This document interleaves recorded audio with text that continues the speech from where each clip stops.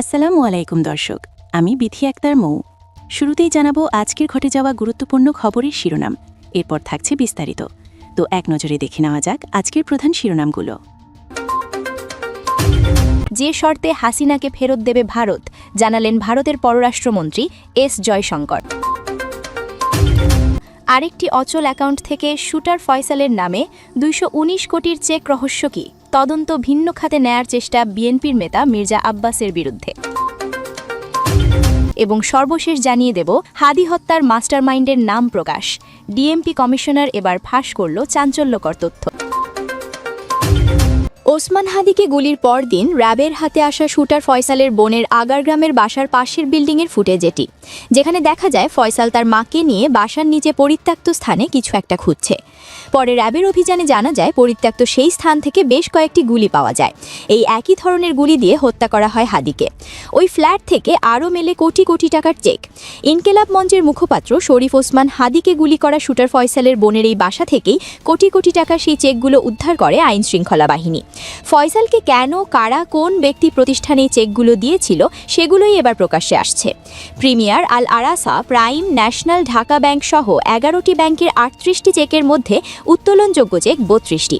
টাকার অঙ্কে যা ২১৮ কোটি ৮৯ লাখ টাকা, যার মধ্যে সর্বনিম্ন ৭ লাখ এবং সর্বোচ্চ ৯০ কোটির। চেকগুলোর তথ্য খুঁজতে ব্যাংকগুলোতে যায় গোপন সূত্র। সবচেয়ে বেশি ৩৫ কোটি ১০টি চেক প্রিমিয়ার ব্যাংক গুলশান শাখার। চেকের খবর শুনে ঝমকে ওঠেন ব্যবস্থাপক, জানান কোনো তথ্য নেই তার কাছে। টাকার অঙ্কে সবচেয়ে বেশি ৯০ কোটি ৭ লাখ টাকার প্রাইম ব্যাংকের গুলশান শাখার। খোঁজ নিতে এই শাখায় গেলে ম্যানেজার গণমাধ্যমের সাথে কথা বলতে রাজি হননি। অগ্রণী ব্যাংকের ওয়াসা শাখাতেও ফয়সালের কথা শুনে কেউ কথা বলতে রাজি নন। এই পরে আছে ন্যাশনাল ব্যাংকের ৫০ কোটির চেক। ব্যবস্থাপক ক্যামেরার সামনে কথা বলেননি, তবে তিনি জানান চেক ইস্যুকারী ম্যাম ইম্প্যাক্টস নামের প্রতিষ্ঠানের হিসাবটি অচল, সেখানে নেই কোনো টাকা। ৬টি চেক ইস্যু করা আল আরাফা ব্যাংকের মিরপুর শাখায় গেলে কর্মকর্তারা জানান এই হিসাবও ডরমেন্ট বা অচল অবস্থায় পড়ে আছে। ফয়সালকে দেওয়া ২১৮ কোটির মধ্যে ১৭২ কোটি টাকাই দিয়েছে Renaissance International, Abu Omar Trading Corporation, Mam Impacts, Dream Infinity, Chishti Tex সহ ৭ প্রতিষ্ঠান।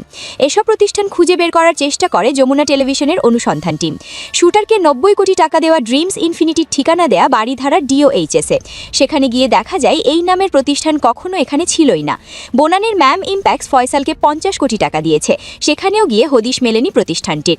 ফয়সালের চেক ইস্যু করা আরেক প্রতিষ্ঠান এমআর ইন্টারন্যাশনালের বোনানির ঠিকানাতেও কিছু নেই। ইন্দিরা রোডের চিস্তি টেক্সে গিয়ে জানা যায় আরও ৪ বছর আগে এখান থেকে ব্যবসা গুটিয়ে নিয়েছে তারা। এসব প্রতিষ্ঠানের ফোন নম্বরে ফোন করেও সাড়া মেলেনি। ৭ প্রতিষ্ঠান ছাড়াও ৬ ব্যক্তি ফয়সালকে দিয়েছে ৪৬ কোটি টাকা। ফয়সালের চেকের বিষয়ে মানি লন্ডারিং অনুসন্ধানে নেমে সিআইডি প্রধান জানিয়েছেন চেক ইস্যু করা সবার পরিচয় উন্মোচন করা হবে।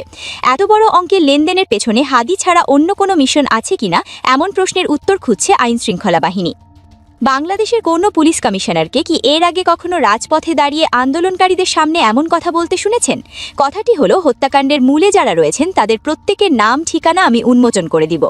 শাহবাগে ইনকেলাব মঞ্চের উত্তাল জনসমুদ্রের সামনে দাঁড়িয়ে ডিএমপি কমিশনার শেখ মোহাম্মদ শাহজাহাদ আলী যে ঘোষণাটি দিয়েছেন তা সাধারণ কোনো আশ্বাস নয়, এটি খুনিদের জন্য একটা মৃত্যু পরোয়ানা। তিনি স্পষ্ট করে বলেছেন শুধু শুটার ফয়সাল বা দালাল বাপ্পেই নয়, তিনি হাত দেবেন সেই জায়গায় যেখানে কেউ এখনো হাত দেবার সাহস করেনি। তিনি হাত দেবেন হত্যার শেকড়ে। সবাই জানতে চাইছিল হুকুমের আসামি আসলে কে, টাকার যোগানদাতা আসলে কে। কমিশনার কথা দিয়েছিলেন আর মাত্র ১০ দিন, আগামী ৭ জানুয়ারির মধ্যে তিনি সবার নাম পাবলিকলি প্রকাশ করে দিবেন। আজকের এই বিশেষ বিশ্লেষণে আমরা ডিএমপি কমিশনারের এই বোল্ড স্টেটমেন্ট বা সাহসী ঘোষণার ব্যবচ্ছেদ করব। এটাও জানার চেষ্টা করব কার কার নাম আসতে পারে এই তালিকায়, এবং নাম প্রকাশ হলে দেশের রাজনীতিতে আসলে কী ধরনের ঝড় উঠতে পারে। আসুন একটু পেছনের প্রেক্ষাপটটা দেখে নেওয়া যাক। শাহবাগে ইনকেলাব মঞ্চ যখন হাদি চত্বর ঘোষণা দিয়ে রাস্তা অবরোধ করল তখন প্রশাসনের বিশাল চাপ সৃষ্টি হয়েছিল। সাধারণত পুলিশ টিয়ার গ্যাস মারে বা লাঠিচার্জ করতে আসে, কিন্তু ডিএমপি কমিশনার সাজ্জাদ আলী তা করেননি। তিনি সরাসরি জনতার মাঝখানে গিয়েছেন, কারণ তিনি বুঝেছেন এই ইস্যুটি অত্যন্ত সংবেদনশীল ইস্যু এবং এখানে ন্যূনতম ভুল করলেই ঘটে যেতে পারে বিশাল বিপদ, কারণ জনতা ইন্টারিমের উপর ক্ষেপে আছে ব্যাপক। তিনি সেখানে দাঁড়িয়ে যে শব্দটি ব্যবহার করেছেন তা খুবই সিগনিফিকেন্ট। তিনি বলেছেন হত্যাকাণ্ডের পেছনে মূলে যারা রয়েছেন, অর্থাৎ তিনি মূল বা রুট ধরে এবার টান দিয়েছেন। করেছেন, যাকে আমরা বলি মাস্টারমাইন্ড। তিনি বলেননি আমরা তদন্ত করছি, এবার তিনি বলেছেন নাম ঠিকানা উন্মোচন করে দিব। এর মানে হলো পুলিশের কাছে অলরেডি সেই তালিকা রয়েছে, তারা জানে কারা এই ষড়যন্ত্রের নায়ক। তারা শুধু চার্জশিট দিয়ে অফিসিয়ালি এই নামগুলো জাতির সামনে আনতে চায়। বিশ্লেষকরা বলছেন এই ঘোষণার মাধ্যমে কমিশনার বুঝিয়ে দিলেন যে হাদি হত্যার তদন্তে কোনো রাজনৈতিক আপোষ বা ধামাচাপা দেবার সুযোগ নেই। নাম যাই যার হোক না কেন তা প্রকাশ হবেই। এখন প্রশ্ন হলো কমিশনার কাদের নাম উন্মোচন করতে যাচ্ছেন। তদন্তে এখন পর্যন্ত 10 জন গ্রেফতার হয়েছে, যারা মূলত মাঠ পর্যায়ের কর্মী বা কিলার। কিন্তু কমিশনার যখন মূলে যাবার কথা বলবেন, তখন আমাদের নজর যায় সেই 218 কোটি টাকার সাইন করা চেকের দিকে। হ্যাঁ, ঠিকই শুনেছেন, হাদি হত্যা মামলার তদন্তে পুলিশ 218 কোটি টাকার সাইন করা চেক উদ্ধার করেছে। চিন্তা করুন, যেই চেকের মালিক 218 কোটি টাকা সাইন করতে পারে, সে কোনো ছিটকে সন্ত্রাসী হতে পারে না। সে অবশ্যই দেশের শীর্ষস্থানীয় কোনো ব্যবসায়ী, মাফিয়া ডন বা ক্ষমতাচ্যুত সরকারের কোনো প্রভাবশালী মন্ত্রী বা নেতা। কমিশনারের ঘোষণা অনুযায়ী এই চেকের মালিকের নামও চার্জশিটে থাকবে। অর্থাৎ আগামী 7 জানুয়ারি আমরা হয়তো এমন কিছু নাম শুনব যা আমরা কল্পনাও করতে পারি না। হতে পারে কোনো শিল্পপতি, হতে পারে কোনো মিডিয়া টাইকুন, অথবা বিদেশে পালাতক কোনো গডফাদার। এই নামগুলো প্রকাশ হলেই শুধু হাদি হত্যার বিচার হবে না, বরং জুলাই বিপ্লবের বিরুদ্ধে যারা ষড়যন্ত্র করেছে তাদের মুখোশও খুলে যাবে। কেন ইনকিলাব মঞ্চ এবং সাধারণ জনতা শুধু নামটিই জানতে চাইছে? কারণ বাংলাদেশে আমরা দেখেছি সাগর রুনি হত্যা থেকে শুরু করে তনু হত্যা তদন্ত চলেছে বছরের পর বছর ধরে, কিন্তু মাস্টারমাইন্ডের নাম কখনো প্রকাশ্যে আসে না। শুধু চুনোপুটিদের ধরেই বিচার শেষ। কিন্তু এবার ডিএমপি কমিশনার সেই ঐতিহ্য ভাঙতে চাইছেন। তিনি বলেছেন এটি একটি রহস্যজনক হত্যাকাণ্ড। যখন পুলিশ প্রধান নিজেই বলেন ঘটনাটি রহস্যজনক, তখন বুঝতে হবে এর ডালপালা অনেক গভীরে। তিনি নাম ঠিকানা প্রকাশের প্রতিশ্রুতি দিয়ে আসলে নিজের এবং পুলিশ বাহিনীর বিশ্বাসযোগ্যতাকে বাজি রেখেছেন। তিনি জানেন যদি 7 তারিখ তিনি আসল রাঘব বলদের নাম দিতে না পারেন, তবে শাহবাগের আগুন আর নেভানো যাবে না। তাই এই নাম রিভিল বা নাম প্রকাশ শুধু তদন্তের অংশই নয়, এটি এখন পুলিশের অস্তিত্ব রক্ষার একটি চ্যালেঞ্জ। কমিশনার বলেছেন হত্যাকাণ্ডের পেছনের মূলে যারা রয়েছে, অর্থাৎ টাকাটা আসলে যার, সেই তো মূল হোতা। পুলিশ 218 কোটি টাকার এই সাইন করা চেক উদ্ধার করেছে। এখন প্রশ্ন হলো এই চেকে কার সই আছে? এটি কোনো পালাতক রাজনীতিবিদের নাকি অন্য কোনো মাফিয়ার? 7 জানুয়ারি চার্জশিটে এই চেকের মালিকের নাম আসা মানে বাংলাদেশের অপরাধ জগতের এক বিশাল ভূমিকম্প। এই নামটি প্রকাশ করা হলে আমরা বুঝতে পারবো হাদি শুধু একজন ব্যক্তিই ছিলেন না, তিনি একটি সিস্টেমের বিরুদ্ধে দাঁড়িয়েছিলেন। আর সেই সিস্টেম তাকে সরাতে 218 কোটি টাকা বাজি ধরেছিল। কমিশনারের প্রতিশ্রুতি অনুযায়ী এই ফাইন্যান্সিয়াল মাস্টারমাইন্ডের নামও জাতি জানতে পারবে। সব কল্পনা জল্পনার অবসান। হাসিনা কিংবা ভারত নয়, শরীফ উসমান হাদিকে শেষ করার আসল মাস্টারমাইন্ড এবার সবার প্রকাশ্যে। সকলের ধারণা অবশেষে সত্যি হলো। মানুষ যা ভেবেছিল সেটি এবার একেবারে মিলে গেল। কিন্তু কিভাবে? গুঞ্জনটা শুরু থেকেই ছিল। অবশেষে উসমান হাদির পেছনে মির্জা আব্বাসের নামটা জড়িয়ে গেল। ঢাকা ব্যাংকে উসমান হাদির অস্বাভাবিক লেনদেনের খবরটি সামনে আসার বিষয়টি নিয়ে হচ্ছে চুলছেড়া বিশ্লেষণ। এই ঢাকা ব্যাংকের মালিকানা মির্জা আব্বাসের। সে ব্যাংকে শুটার ফয়সালের অ্যাকাউন্টে 127 কোটি টাকার লেনদেন হয়েছে। গুরুত্বপূর্ণ এই তথ্য জানিয়েছেন সাংবাদিক ও সোশ্যাল অ্যাক্টিভিস্ট মীর জাহান। মির্জা আব্বাসের বিরুদ্ধে শুরুর দিকে অনেকের সন্দেহের তীর ছিল, কারণ আব্বাসের জন্য ঢাকা 8 আসনে হাদি সবচেয়ে বড় প্রতিপক্ষ ছিলেন। কিন্তু হাদির খুনিরা ভারতে পালিয়ে গেছে এমন গুজব ছড়িয়ে ঘটনা উল্টো দিকে প্রবাহিত করার চেষ্টা হয়েছে বলে মনে হচ্ছে। এর পেছনে বিএনপিপন্থী সাংবাদিক জুলকার নাইন সাইরের সম্পৃক্ততা সামনে আসছে। হাদি হত্যাকাণ্ডের শুরু থেকেই এই হলুদ সাংবাদিক নানান মনগড়া তথ্য দিয়ে সবাইকে বিভ্রান্তিতে ফেলে দিয়েছিল। মূলত এই জুলকার নাইন সাইর হাদির খুনি ভারত পালিয়েছে বলে সর্বপ্রথম তথ্য দিয়েছিল। কিন্তু পরে জানা গেছে ভারতে পালানোর কোনো সুনির্দিষ্ট তথ্য নেই। মূলত সেই ঘটনার মাধ্যমে মির্জা আব্বাসের থেকে সন্দেহের তীর সরিয়ে দেওয়া হয়। এদিকে ওমর আমিন নামের এক অ্যাক্টিভিস্টের ফেসবুক স্ট্যাটাস নিয়ে তৈরি হয়েছে আরেক রহস্য। আমিন তার ফেসবুক পোস্টে লিখেছেন সম্ভবত ফেঁসে যাচ্ছে মির্জা আব্বাস। তার ভাষায় যা শোনানো যাচ্ছে যদি সত্যিই হয় তবে মির্জা আব্বাসের রাজনৈতিক ক্যারিয়ার এখানেই শেষ। হাদির খুনি ফয়সাল করিম মাসুদ সম্ভবত দেশেই আছে। আওয়ামী লীগের কাঁধে ভর করে নিজের পথের কাঁটা একটু দ্রুত সরাতে গিয়ে সম্ভবত ফেঁসে যাচ্ছে বিএনপির নেতা মির্জা আব্বাস। আব্বাসই বা কেন প্রথমে হাসপাতালে গেল? আর উসমান হাদি খুন হতে না হতেই তারেক রহমান দেশে ফেরার সংবাদই বা কেন জানানো হলো? এর আগে তিনি কত তারিখ পরিবর্তন করলেন, কিন্তু এবার হাদি শেষ হওয়ার পর আর কেন তা পরিবর্তন হলো না? আবার হাদির জানা যায় অনুপস্থিত মির্জা আব্বাস।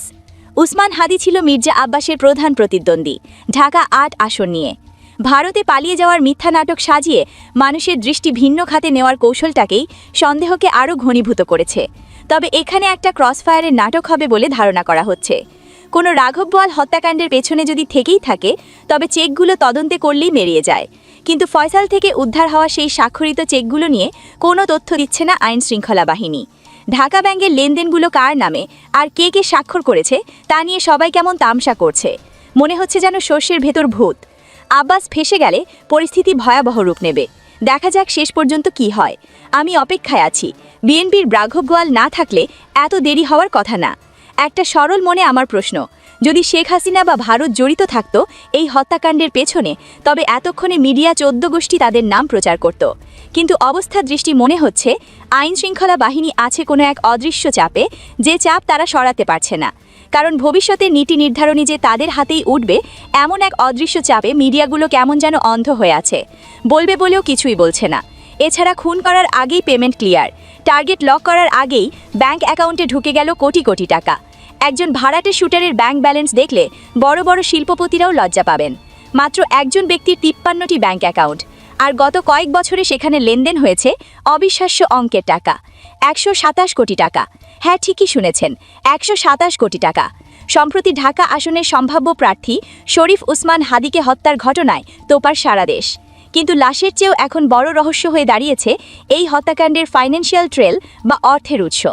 শুটার ফয়সালের অ্যাকাউন্টে ঠিক হাদিকে হত্যার আগ মুহূর্তে কারা পাঠালো নগদ 2,41,00,000 টাকা।